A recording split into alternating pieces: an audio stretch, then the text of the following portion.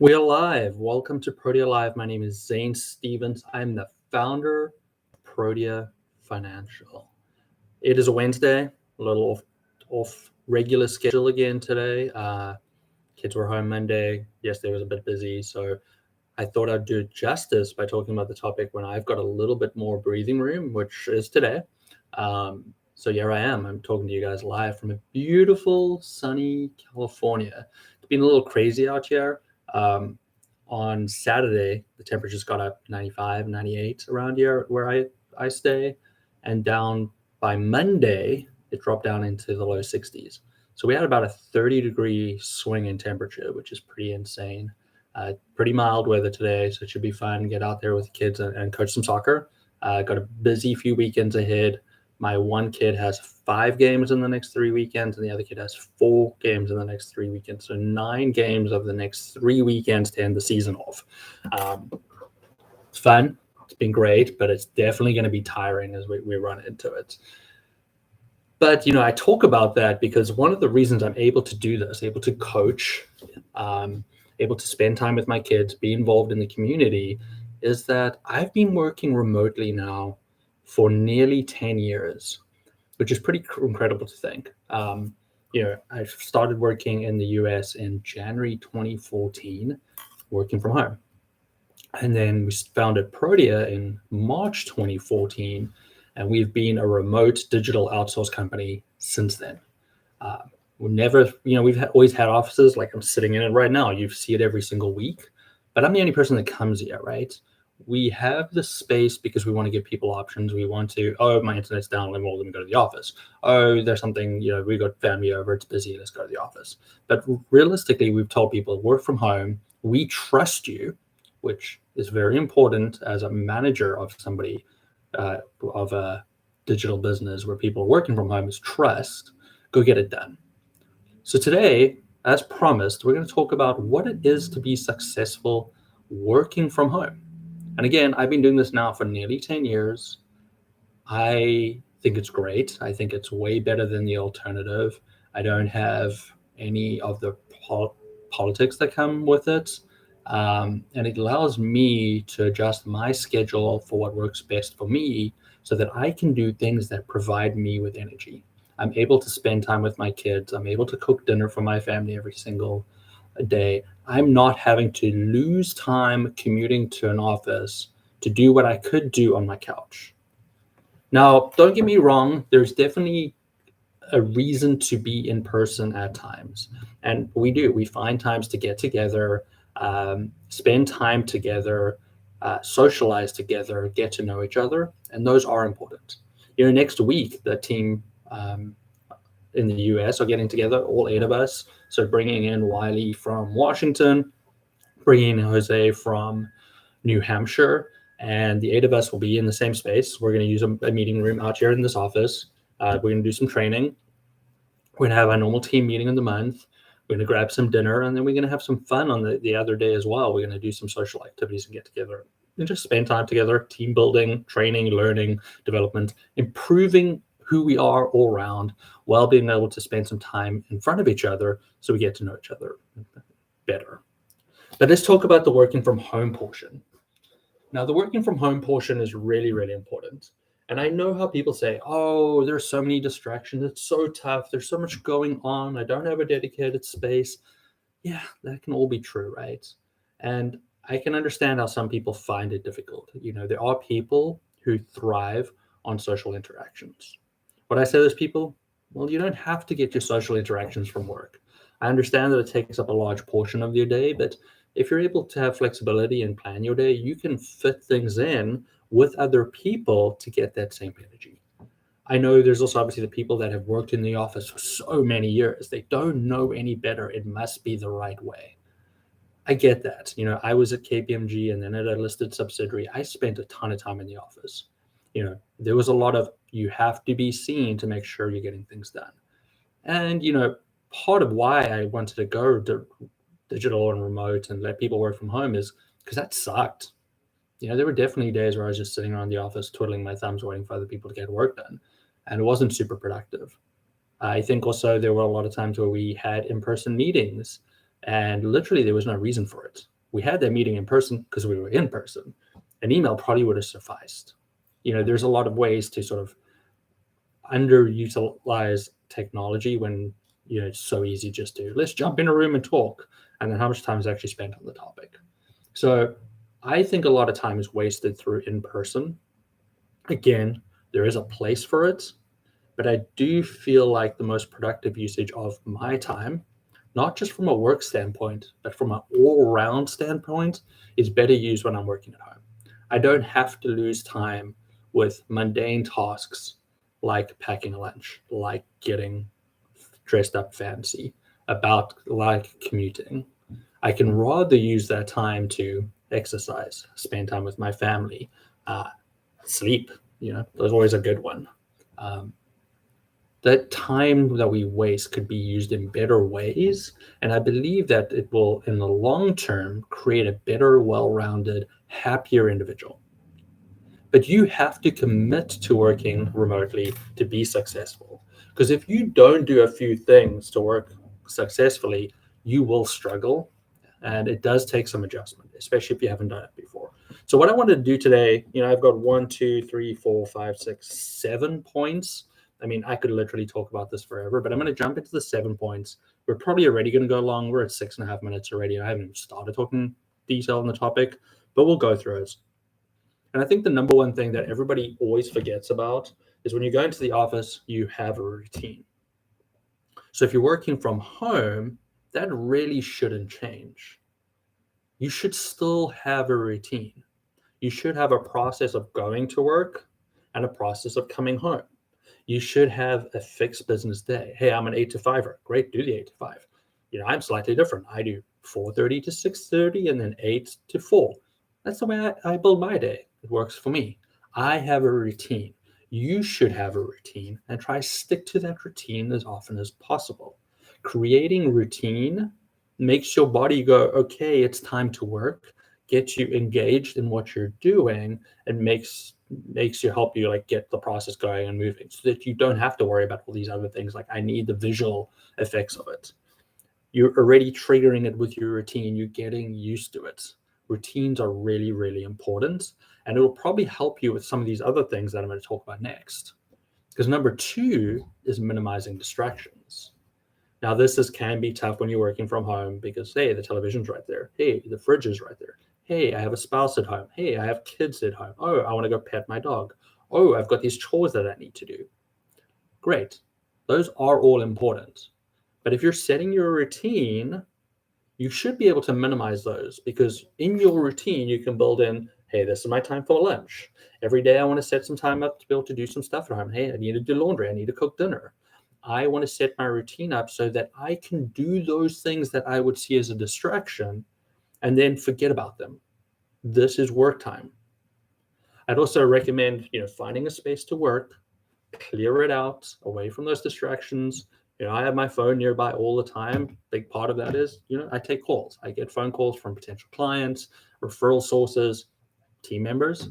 But if you find that that's a distraction, you can get apps that you can put on it that will turn off your social media during times. So that could be part of your routine. Hey, I'm going to work from 8 to 5, turn my social media off. Close tabs on your computer that aren't work related. Just find ways to minimize your distractions. And those could be anything, right?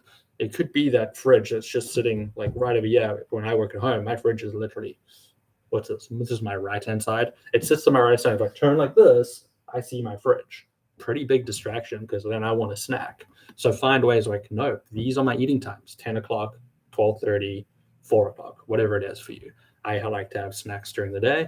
And if I know that I'm going to have them down the line, I don't have to think about them, worry about them, and grab anything right now.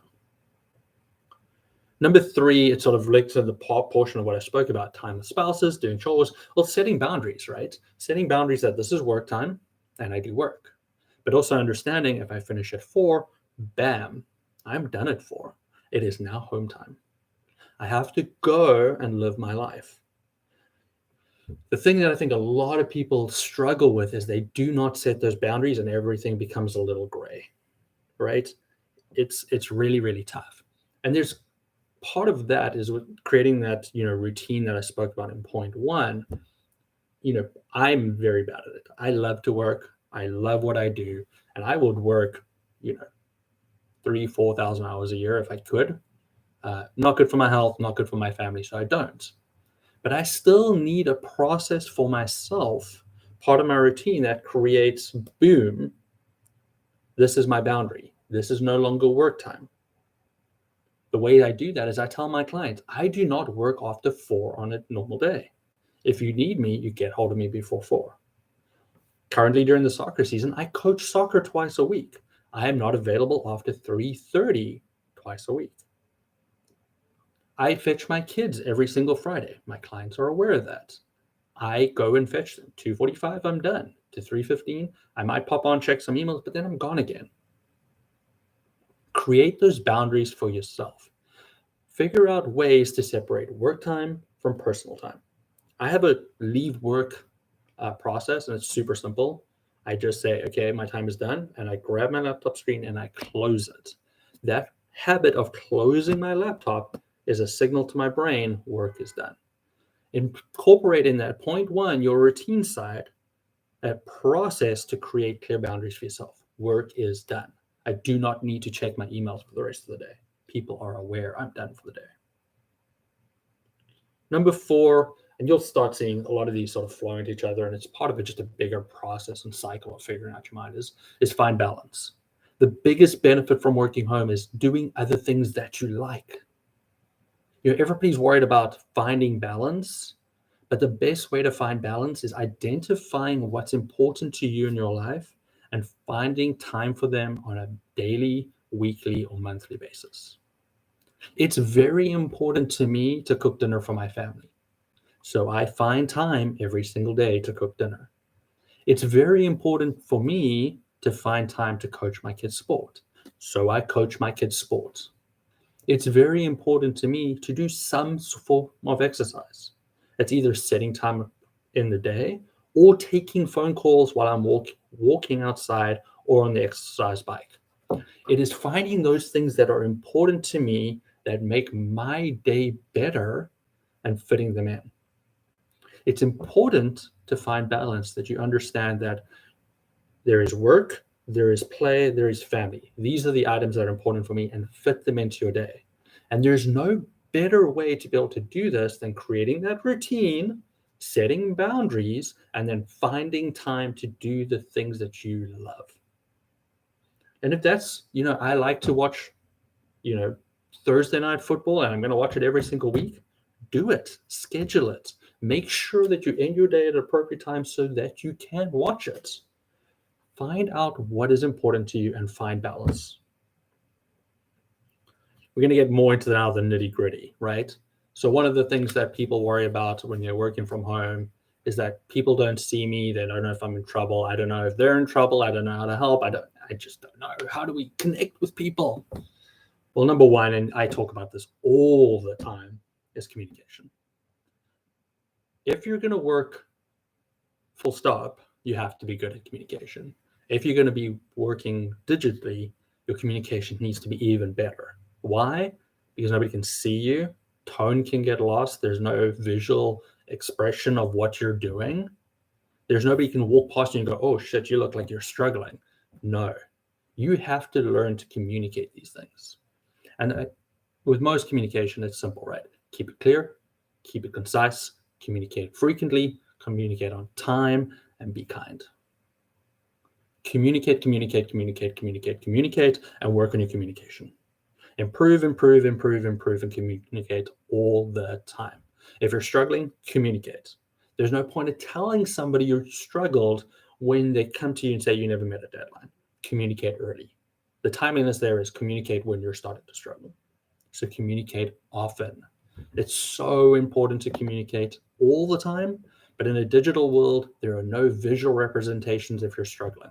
You have to tell people.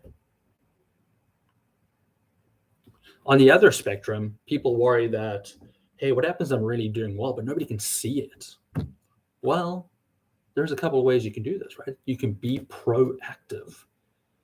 If you feel like you have capacity, reach out to somebody senior to you and go, hey, I have some time. Can I help? If you feel like you want to do something more, take your opportunity in your performance meetings to talk to your manager and say, hey, I really feel like I'm doing a good job. I'd love more opportunities to do X, Y, or Z. At Protea, a big part of that will be like, I'd love to do inventory costing. It's a big part of what we do. So if people put up their hand and say, hey, I'd love to try inventory costing, we go, great. Well, maybe there's an opportunity on your project, but we could do this in form of a training. I will set up a scenario for you and you can practice it. And we can test your skill to see how you're doing. If you go well with that, we can try to get you into a senior role where you can do costing. Be proactive. At the end of the day, it's your career. And if you want to progress in a company, be it in an office or remotely, you have to be proactive and tell people what you want. The last point that I think is really important is in a digital world, you're going to find some downtime. You're going to find some time where you feel like you're sort of being ignored a little bit, or sometimes you're going to feel overwhelmed. In all those scenarios, what you need to do is believe in yourself and invest in yourself. Believe in yourself and invest in yourself. That means take every opportunity to improve who you are, what you do, and how you do things. So if you're fortunate enough to work for a company like ours, where we allow you to take time every single month, week, month, I don't care how much, to book time to self-learning. If you have downtime, book self-learning. Find courses that will improve your skill set, that will get you ready for the next step in your career. That career could be with us, could be with somebody else. Get yourself ready. If you can, given that time, use that time, invest in yourself, make yourself a better version of yourself. This is important in a digital world. This is a life lesson for anybody who is starting their career in a career or wants to better themselves. Believe in yourself and invest in yourself. Working in a digital environment, working from home, is very different. If you want to be successful, there are a few things that you can do to improve how you feel about working digitally and set yourself up for success. Number one, set yourself a routine. If you're going to the office, you would have a routine. So what's the difference when you're working from home? Get yourself ready, go to work, do your job, leave work. Number two, make sure you're finding ways to minimize distractions. That could be closing social media tabs on your computer, could be putting on software on your phone to reduce the amount of distractions you have. It could be setting up your home office in a way that the television is not there, the chores aren't in front of you, the fridge isn't close by. Find ways to minimize your distractions. Number three, set clear boundaries. The biggest mistake people make is creating a gray area between work time and home time. If you're setting up that routine, which we discussed in point one, stick to it. Yes, sure, there's going to be times when you're on deadline, you have to work a little bit later, but in general cases, stick to it. So if you finish your work today at 4 and you've got your hours in, don't check your email again. It can wait. Tomorrow's another day. Set strict boundaries between work and home time so that you get the most out of working at home, so you can take advantage of the additional free time you have. Talking about free time, number 4, find balance. People feel disengaged from work because they feel like all they are doing is working, and this can quickly happen in the digital world. So make sure you identify to yourself, other than work, what is important in your life. For me, it's my wife, my kids, and myself. So I find time for all of those people on a daily basis. I create my routine so that I have space to do those things that make me happy. So it doesn't matter how many hours I work, I always feel balanced because I get to do things that I enjoy. Number 5, make sure you're working on communication. Communication is important in life, and it becomes even more critical in the digital world because people cannot see you and use your visual cues to see how you're doing. Also, tone can get lost in most communication. So be clear, be concise, communicate often, communicate timelessly, and be kind. Number 6, be proactive. This is your damn career. If you want to improve, if you want to not be forgotten about, put up your hand. Ask for some more work. Ask for a different challenge. Find ways to improve your situation by being proactive. If you're proactive, people will notice, you will not be forgotten about, and you can be a success. Lastly, believe in yourself and invest in yourself. Find ways on a daily basis to improve yourself. If you have downtime, use that time to better yourself. Improve a soft skill, improve your communication skills, improve your technical skills. Believe in yourself and invest in yourself. Accountants in digital worlds can be successful. You just have to take a few steps to make sure that you're being proactive, not forgotten about, and setting yourselves up for a successful workday, and that you can take advantage of the benefits of not having to commute to an office. I really do love working in a remote environment. I've been doing it now for nearly 10 years. I promise you, it makes me so happy because I'm able to do things that make me happy. I don't have to rely on my people at work to for my happiness. I'm going out there and getting my own happiness because I know what's important to me. And you know what? That's what I'm gonna do today. I'm so excited to go out and coach my two soccer teams today. It's I've only got like 5 practices left for the season. I've had so much fun with them, and it's only because I'm in a remote environment that I'm able to do this. I'm able to go out there, spend time with the kids, get some sunlight, help them learn and develop. And damn, all of them have developed so nicely this season. It's just been such a joy, and I thank that to the remote world that I'm able to work in. And I hope all the people at Protea feel the same way, that we create an environment where they can find balance, they can do things that they love, and they continue to be happy. A few more weeks of this season of Protea Live. I'm also contemplating doing some stuff from QuickBooks Connect, which I'll be attending in November. So if you're going to be a QuickBooks Connect, hit me up. It'd be great to connect. What are we doing next week? Talking financial statements. We're going to talk some tech after that as well. So some interesting topics. If you want to learn more about tech, as I've sort of prelude to my conversation in a couple of weeks' time, go check out our collab series. The first episode aired yesterday, which is Tuesday, October 10th. Myself and Tony Wilson spoke about technology, and the episode's all about fun as well because we take a few shots and chew it in QuickBooks. Love them, but I also really don't like a few things they do. Much longer episode today. It was great spending time with all of you. Happy Wednesday.